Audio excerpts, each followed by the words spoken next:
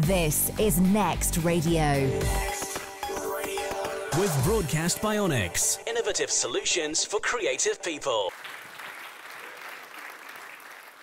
Hi, good morning, everyone.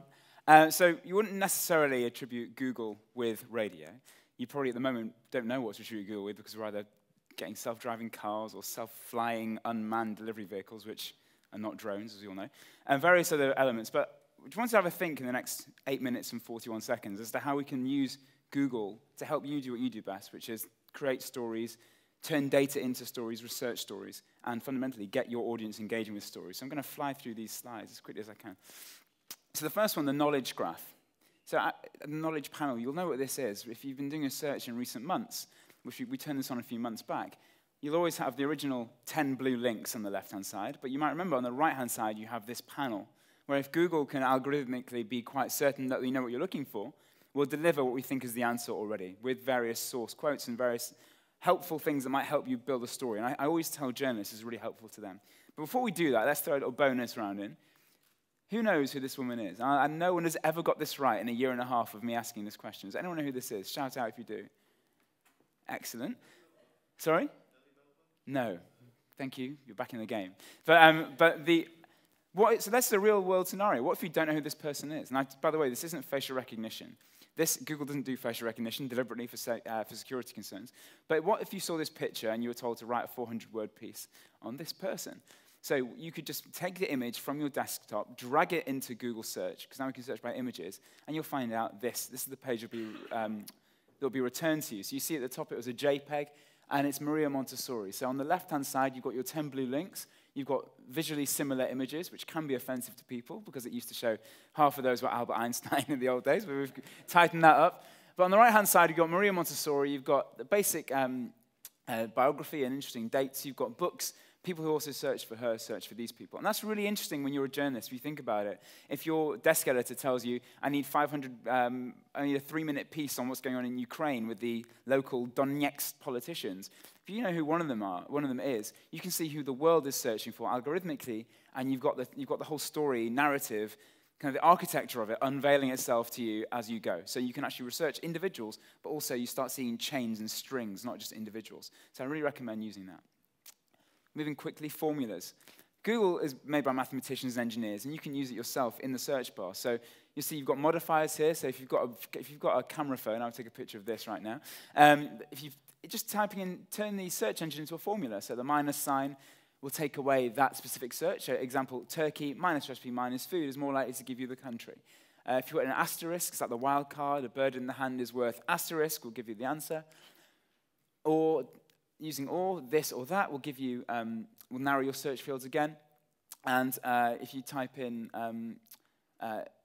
you can use all terms with in text. So you can type in text, Arsenal, and you get nuclear arsenal. So it helps you go through. There are millions of these.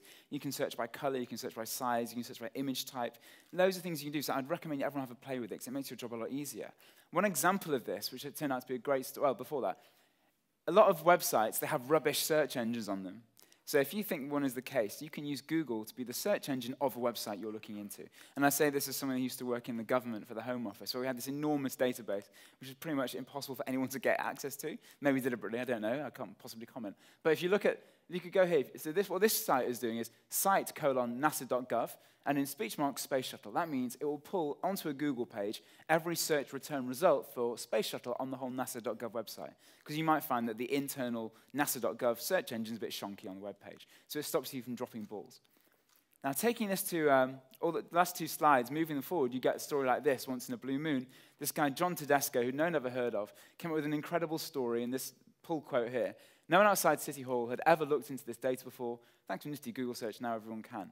And what he found out very briefly is that he saw that in his area, there was a discrepancy between when there were hit and runs going on and police chases. If there was a collision, as there inevitably was, he understood that the police and the criminal actually were receiving big payouts, whereas the victims, a member of the public walking past, walking their dog, getting hit, got next to nothing. So he did one quick search from his desktop where he did site:sanantonio.gov, file type: doc injuries. And he pulled, on one web page, one web search, he got all the data he needed to just blow the lid off of this case, which would cost which has saved San Antonio millions of dollars. So I would recommend that you have a look at this. Obviously, we don't have the time now to go through the in-depth ways of looking at it, but search is really complex and complicated and can really deliver on a number of levels for you. So don't just think it's typing random stuff into a box and getting random answers. You can use it as a formulaic process to get brilliant ways to solve your stories. And part of that is Google Trends.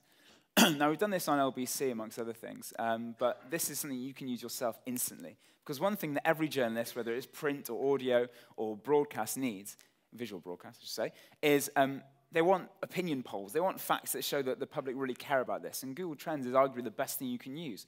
What we do is every time anyone types in a search into Google, it's anonymized and then added to the list of all searches. So since 2004, we have a database of every search ever put in. Again, anonymized. I'm not going to turn my radio on an hour to find a story about Google data. This is anonymized. But what it does mean is it shows you exactly what's trending. So it gives you what's interested around the world. You can do it by country or globally. You can compare and contrast terms across time frames, across countries. You can predict the future before it happens through forecasting.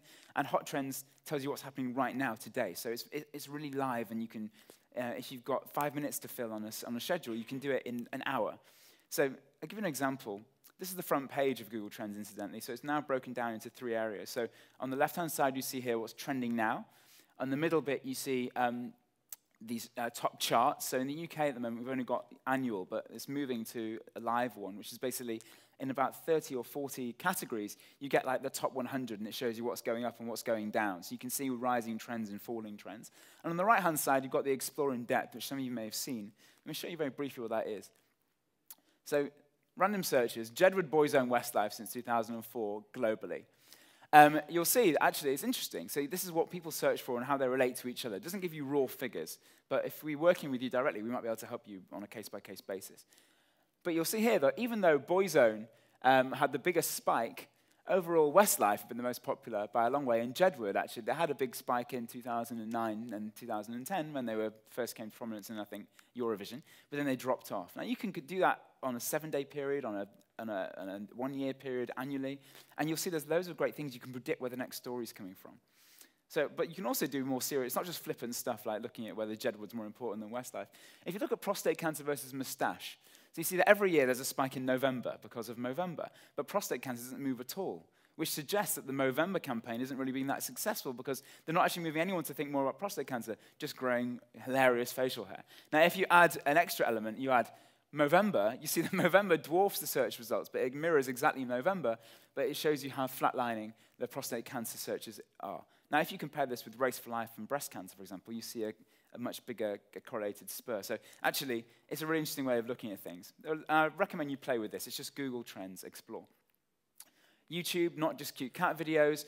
I'm guessing all your channels have got YouTube presence.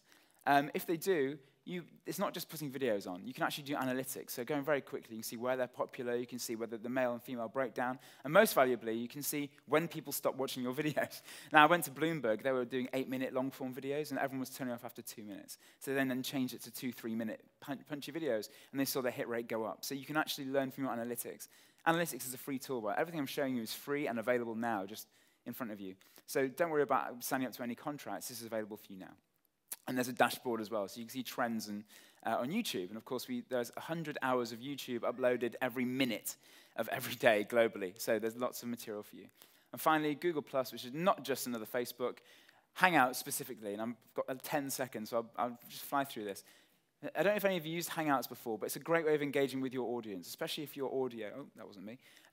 That's me being pushed on, I think. There you go. Okay.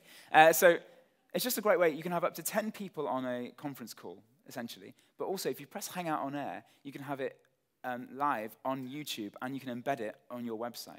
So you can connect. So if you're LBC, you've got Call Clegg and Ask Boris, you can also have everyone watching it live and feeding in live. So you can connect with your audience. So you make the most of the people you have in the studio or the topics you want to discuss, and you give your audience more things to look at. And I recommend going on YouTube, typing in Google Plus Hangouts, and you'll see exactly how it looks and how it works. And loads of really successful companies are starting to use it now, and it's really, really picking up. So another great way to engage with your audience is, that's 9 minutes and about 40 seconds. I apologize. Thank you very much indeed for your time.